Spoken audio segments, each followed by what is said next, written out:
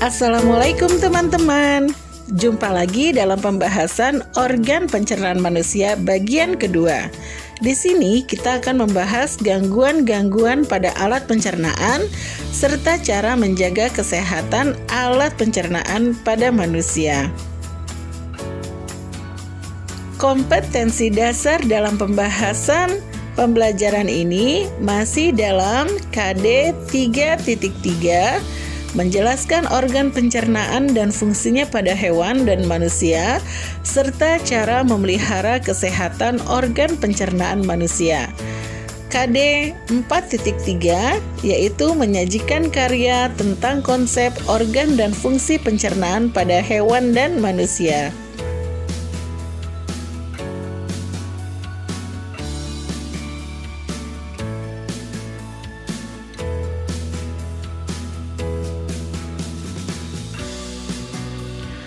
Tujuan pembelajaran yang akan kita bahas dalam video pembelajaran di sini adalah tujuan pembelajaran yang kelima, yaitu peserta didik mampu menyebutkan gangguan pada alat pencernaan. Keenam, peserta didik mampu menyebutkan cara menjaga kesehatan alat pencernaan. Dan yang terakhir, ketujuh, peserta didik mampu membuat model sederhana organ pencernaan manusia atau hewan. Baik teman-teman, ayo kita masuk ke pembahasan gangguan pada alat pencernaan manusia. Penyakit dan gangguan sistem pencernaan yang paling umum terjadi pada manusia yaitu 1. Diare. Diare adalah penyakit pencernaan yang diakibatkan oleh keracunan makanan atau kontaminasi bakteri, alergi makanan tertentu, atau makan sesuatu di saat yang tidak tepat. Misalnya makan pedas saat perut kosong. Seseorang dikatakan mengalami diare saat frekuensi buang air besar atau BAB lebih dari 3 kali per hari dengan tekstur feses yang encer. Gejala diare juga dapat disertai dengan rasa ingin segera BAB, muntah, mual, sakit perut melilit, atau perut terasa tidak nyaman. Gangguan yang kedua yaitu sembelit atau konstipasi. Seseorang bisa dikatakan sembelit atau konstipasi apabila frekuensi buang air besar tiba-tiba lebih jarang atau lebih sulit dari biasanya. Orang awam mungkin lebih mengenal dengan sebutan susah buang air besar atau susah BAB. Sembelit dapat disebabkan oleh perubahan pola atau asupan nutrisi yang kita makan. Beberapa faktor penyebab sembelit antara lain kebanyakan minum susu, kurang makanan serat, tidak aktif bergerak, kurang minum air putih, sedang menggunakan obat antasida yang mengandung kalsium atau aluminium, atau sedang mengalami stres. Sembelit dapat dicegah dan diobati dengan makan makanan berserat seperti pepaya atau sayuran hijau, minum air mineral yang banyak, dan berolahraga. Hemoroid atau yang lebih dikenal dengan wasir atau ambeien, yaitu pembengkakan yang terjadi pada pembuluh darah. Pembuluh darah yang terkena gangguan ini yaitu berada di sekitar atau di dalam bokong, entah itu di dalam anus atau di dalam rektum. Biasanya kebanyakan hemoroid yaitu penyakit ringan serta tidak menimbulkan adanya gejala. Jika saja seorang terdapat gejala wasir, maka hal yang sering terjadi seperti adanya pendarahan setelah buang air besar, di mana dengan warna darah merah terang. Kemudian adanya benjolan yang tergantung di luar anus. Biasanya benjolan ini harus didorong kembali ke dalam anus setelah melakukan buang air besar. Dan terakhir adanya rasa gatal di sekitar anus. Hemoroid atau wasir biasanya sering dialami oleh mereka yang terlalu lama duduk atau wanita yang sedang hamil. Beberapa penyebab dari wasir adalah sembelit atau diare yang sangat parah karena harus mengejan terlalu keras dan lama, serta kurangnya makanan-makanan yang berserat. Ambeien bisa menyebabkan rasa sakit saat buang air besar, sehingga penderita takut untuk buang air besar. Namun, menahan BAB justru bisa membuat wasir bertambah parah. Hal yang dapat dilakukan untuk menangani gangguan sistem pencernaan ini adalah dengan banyak makan makanan yang berserat serta minum air yang banyak dan berolahraga. Penyakit yang mengganggu alat pencernaan yang keempat adalah cacingan. Meski lebih sering terjadi pada anak-anak, penyakit cacingan juga bisa terjadi pada orang dewasa. Gejala cacingan pada orang dewasa bisa bervariasi tergantung jenis cacing yang menginfeksi tubuhnya. Pada dasarnya, gejala cacingan pada orang dewasa tidak berbeda jauh dengan gejala cacingan pada anak. Cacingan dapat menyebabkan berbagai macam gejala, mulai dari rasa gatal di anus atau vagina, gangguan organ pencernaan seperti diare, mual, muntah, hingga penurunan berat badan. Ada berbagai cara cacing menginfeksi manusia hingga akhirnya menyebabkan seseorang mengalami cacingan. Seperti 1. Menyentuh objek yang memiliki telur cacing, kemudian tanpa mencuci tangan setelahnya. 2. Menyentuh tanah, mengkonsumsi makanan atau cairan yang mengandung cacing. 3. Berjalan tanpa menggunakan alas kaki di atas tanah yang mengandung cacing. 4. Makan makanan mentah atau kurang matang yang mengandung cacing. Yang kelima, tukak lambung atau gastritis. Tukak lambung atau gastritis adalah kondisi peradangan dan iritasi yang menyebabkan pengikisan lapisan dinding lambung akibat kelebihan asam lambung. Infeksi virus dan infeksi bakteri Helicobacter pylori dapat menyebabkan gastritis. Selain itu, muntah kronis, stres, atau penggunaan obat anti radang jangka panjang juga dapat memicu penyakit pencernaan ini. Keenam, radang usus buntu atau appendistis. Radang usus buntu atau appendistis adalah penyakit pencernaan yang ditandai dengan peradangan pada appendix atau usus buntu. Hal ini bisa disebabkan karena usus buntu tersumbat oleh tinja, benda asing, kanker, atau karena infeksi. Gejala dari gangguan sistem pencernaan ini meliputi nyeri di sekitar pusar, mual, muntah, demam, susah kentut, nyeri saat kencing, perut kram, dan tidak nafsu makan. Ketujuh, batu empedu.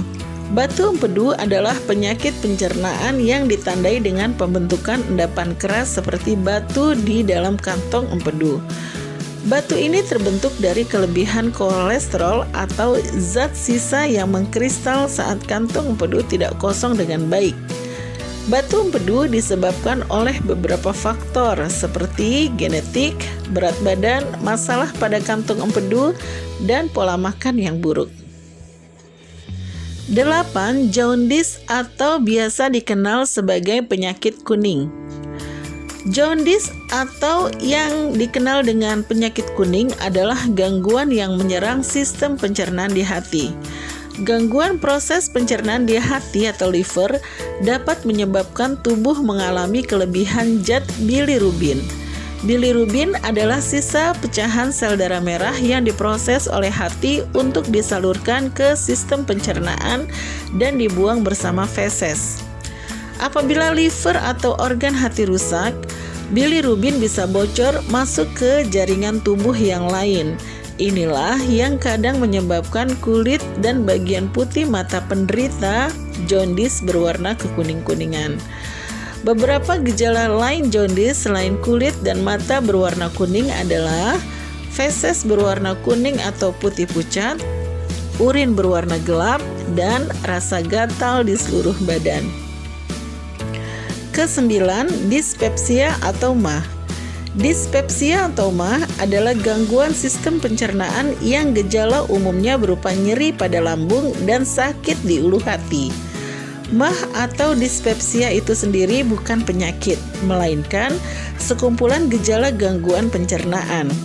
Gaya hidup dan pola makan yang buruk, obat-obatan, hingga masalah kesehatan tertentu dapat menyebabkan kondisi ini. Gejala MAH atau dispepsia antara lain kembung, mual, sering bersendawa, dada bawah dan perut bagian atas rasanya tidak nyaman. Gejala ini umumnya terjadi setelah makan atau minum sesuatu.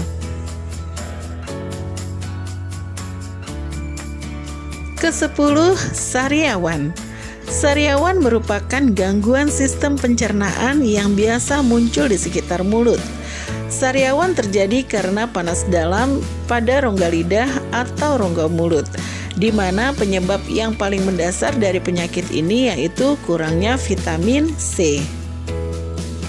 Namun akibat beberapa kondisi tertentu juga dapat menimbulkan sariawan, seperti cedera karena tergigit atau kesalahan dalam menyikat gigi, infeksi jamur, virus atau bakteri di mulut, penyakit autoimun seperti lupus, dan kondisi tertentu seperti perubahan hormon, kekurangan nutrisi, stres, merokok, dan faktor genetik.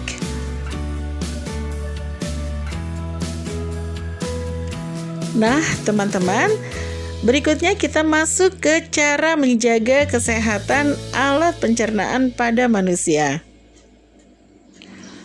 Cara yang dapat dilakukan untuk menjaga kesehatan pencernaan yaitu 1. Memperbanyak konsumsi makanan yang mengandung serat. Sudah menjadi rahasia umum bahwa serat bermanfaat untuk sistem pencernaan yang baik. Makanan yang tinggi serat dapat mendorong buang air besar secara teratur dan melindungi sistem pencernaan dari banyak gangguan. 3 jenis serat yang umumnya dimanfaatkan adalah serat larut, serat tidak larut, dan prebiotik. Serat larut merupakan serat yang mampu larut dalam air. Serat larut adalah jenis serat yang mayoritas ditemukan dalam serealia seperti oat, kacang-kacangan, biji-bijian, serta beberapa buah dan sayur.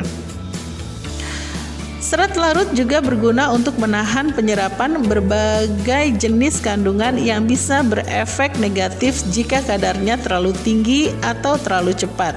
Misalnya, membantu mencegah kadar glukosa darah naik tinggi setelah makan. Serat tidak larut memiliki peran berbeda dengan serat larut. Jenis serat ini akan membersihkan saluran cerna dan membentuk massa di feses, sehingga membantu dapat melancarkan BAB. Serat tidak larut dengan jumlah tinggi bisa ditemukan dalam padi-padian utuh seperti tepung gandum dan dedak gandum, kacang-kacangan, dan beberapa sayuran seperti kembang kol, kentang, dan kacang hijau. Serat tidak larut telah terbukti sangat efektif untuk mengatasi gangguan pencernaan seperti sembelit ataupun wasir. Sementara prebiotik adalah jenis serat lain yang memberikan makanan bagi bakteri usus sehat seseorang. Prebiotik ditemukan dalam banyak buah, sayur, dan biji-bijian. Kedua, membiasakan makan makanan secara teratur dan minum paling sedikit 8 gelas sehari. Mengkonsumsi makanan secara tidak teratur dapat menyebabkan masalah pada kesehatan pencernaan. Sebab bila pola makan tidak teratur, maka tubuh yang terus bekerja akan terganggu. Walaupun tidak ada makanan yang masuk, maka tidak akan ada yang kita konsumsi, yang berakibat pencernaan kita akan terus bekerja. Pada akhirnya, sistem pencernaan akan melukai organ pencernaan itu sendiri. Biasanya penyakit yang sering kali terjadi adalah penyakit MAH. Hal ini disebabkan oleh organ lambung yang bekerja tidak sesuai dengan waktunya. Lambung akan sangat tidak terbiasa dengan pola makan yang terus berganti-ganti. Akibatnya, lambung tidak bisa menyesuaikan waktu bekerjanya, yang dapat berakibat merusak bagian lambung itu sendiri. Sementara asupan cairan yang cukup dapat menghindari dari penyebab umum konstipasi atau sembelit. Cara lain untuk membantu memenuhi kebutuhan asupan cairan adalah dengan memasukkan buah-buahan dan sayuran yang tinggi air, seperti mentimun, tomat, melon, semangka, dan lain sebagainya. 3. Mencuci tangan dengan sabun sebelum makan. Mencuci tangan dengan air bersih dan sabun berguna untuk mencegah kuman dan bakteri yang tertempel di tangan masuk ke tubuh baik melalui mulut ataupun hidung. Mencuci tangan juga dapat membantu mencegah penularan penyakit yang bisa terjadi akibat berjabat tangan atau bersentuhan dengan orang lain. Yang keempat, kunyah makanan dengan perlahan. Makan terlalu cepat dapat menyebabkan masalah kembung, begah, dan gangguan pencernaan lainnya. Kunyah makanan dengan perlahan. Gigi akan memecah makanan menjadi potongan-potongan kecil sehingga enzim dalam saluran pencernaan lebih mampu memecahnya. Yang kelima, tidak makan makanan yang terlalu panas. Beberapa dampak yang akan terjadi pada tubuh akibat keseringan mengkonsumsi makanan dan minuman yang terlalu panas adalah lidah menjadi pecah-pecah, bahkan dapat menyebabkan mati rasa. Email gigi akan terkikis. Email merupakan lapisan terluar dan terkeras yang bisa jadi pelindung gigi. Nah, kalau emailnya terkikis, gigi akan mengalami beberapa permasalahan, misalnya jadi lebih sensitif atau bahkan berlubang. Penyebab dari mengkonsumsi makanan dan minuman yang terlalu panas lainnya yaitu iritasi pada lambung. Biasanya iritasi berupa peningkatan produksi asam klorida, sehingga perut jadi terasa kembung dan begah dalam waktu yang lama. Keenam, hindari jajan sembarangan. Kebiasaan jajan sembarangan dan tidak memilih makanan apa yang sehat atau yang tidak dapat menimbulkan banyak penyakit seperti batuk, radang tenggorokan, diare, tipes, dan lain sebagainya. Ketujuh, menjaga kebersihan lingkungan. Polusi sampah mengakibatkan dampak buruk terhadap kesehatan. Hal ini mengakibatkan berbagai macam penyakit bisa ditimbulkan di lingkungan sekitar polusi sampah tersebut, seperti terindeteksi diare, tifus, disentri, dan lain sebagainya. Kedelapan, olahraga.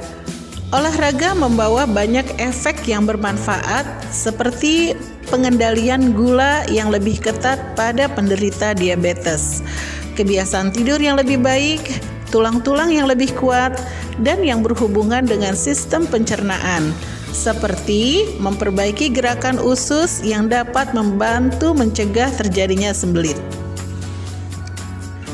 Dan di akhir materi ini, kita akan membuat model sederhana alat pencernaan manusia atau hewan.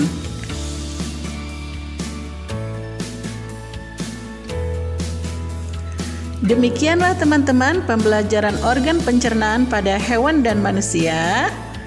Sampai ketemu di pembelajaran berikutnya. Assalamualaikum.